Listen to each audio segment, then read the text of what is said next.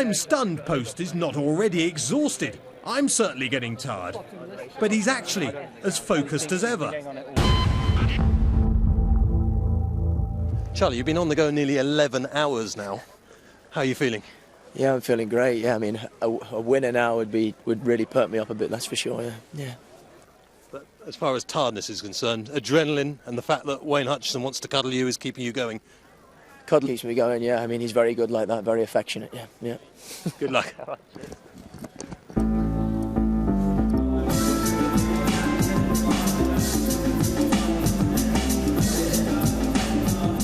Having chased the leaders, Akimoto hits the sixth flight and weakens tamely from 3 out.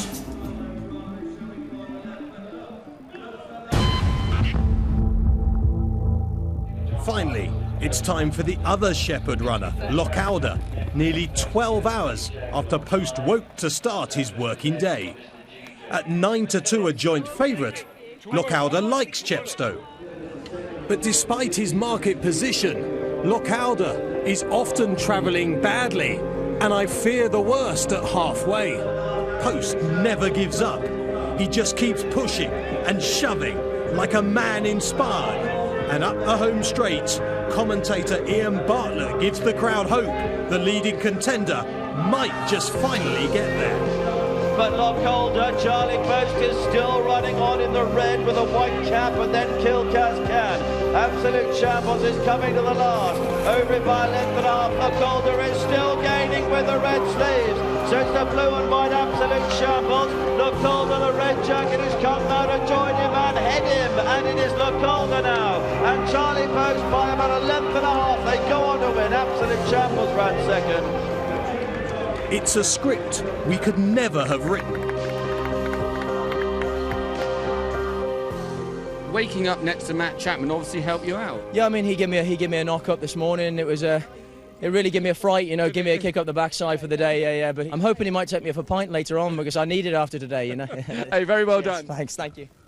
Charlie, that's what it's all about. That's what it's all about, yeah. I mean, it's great that it's come together with you guys here today and everything like that. And yeah, it was really good. Yeah, I'm pleased for Matt as well. Like I said talked earlier, I think he's a very good trainer that deserves more horses really. And if they're good enough, he gets the job done. And I mean, to win 3 with this lad is a fair achievement. Yeah. Well, the reason I like using Charlie is because he's not high profile, so he's always available. So you can get a bit of rapport with him. He's available to ride your horses almost exclusively, and he's very, very fit. He's very dedicated, and the way he rode that horse today, he absolutely pushed head off all the way, and that's what that horse needed, you know. And that horse has won 3 races at Chepstow this season, and Chepstow's his track, and Charlie's his jockey. He had to work hard. I'm not sure who was blowing the most at the end, the horse or Charlie, but he rode him very well. Very pleased. He knows the horse quite well. He knows how to ride him now, I think. So, yeah, we're very pleased on that. That's the 3rd win here this year. 2 of them by Charlie. So, yeah, very pleased, very pleased. What a day. Poste leaves Chepstow just after 6 p.m. The journey home, albeit with me, is an enjoyable one. Charlie, we're on the way back to Northampton from Chepstow. We've been up nearly 13 hours together now, and you've ridden a winner. I mean, it makes it all worthwhile. Yeah, definitely. It was a great result at the end of the day. Lucky last for me to get out of jail because, crikey, I was beginning to think you were a jinx on me because the first 2 hadn't ran great at all. So, yeah, really, really pleasing to get one in the bag there, yeah. And I imagine you're going to be modest, but hopefully not too modest. But the kind of ride on Lochauder that, to be quite frank, if it was McCoy, Johnson, Walsh, Davy Russell, we'd all be saying, oh my God, how's he managed to do that? Yeah, I mean, look, I was pleased with the ride. I mean, he made quite hard work of it. He tends to. I mean, it's like, I suppose it's like anything. You need the partner, and he does keep finding, and to be as long as you keep him close enough, you keep pulling out at the end of the race. But yeah, I was pleased with the ride today. Yeah. And the one thing I've tried to check on and note throughout the day is the fact that you remain a positive person, because we'll get back to the other 2 rides, but obviously they didn't run too well.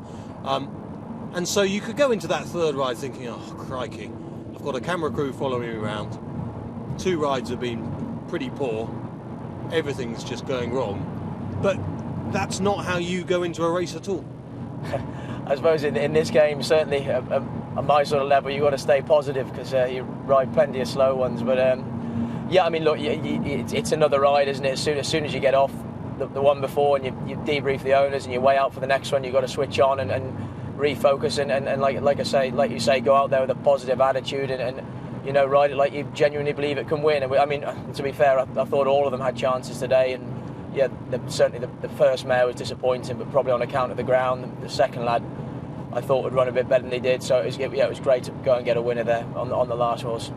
Let's go back to Entertain Me, because you'd set up beforehand to us that you thought the ground might be wrong, but you know, when you've effectively pulled out miles from home, what's it feel like going back to the owner and perhaps the trainer less so? Because Robin Dickon actually was delighted with you, the fact that you had pulled her up when it was hopeless. Yeah, I mean, to his credit, Robin's a great bloke to ride for us, and he was a jockey himself and rode plenty of winners, and he's very understanding of the situation. You know, as long as we make a plan and we stick to it, if it doesn't work out, he'd sooner that I look after them and save them for another day, because she just blatantly wasn't handling the ground today. I mean, we spoke about it on the way down, and unfortunately we all went and had a look out the track before racing. I think the writing was on the wall, as in it was crikey, it was like it looked like a battlefield out there after a couple of races, and she just blatantly didn't handle the ground at all. So look after her for another day. So all's well that ends well. And would you say that this day very much sort of sums up what goes on in your little world?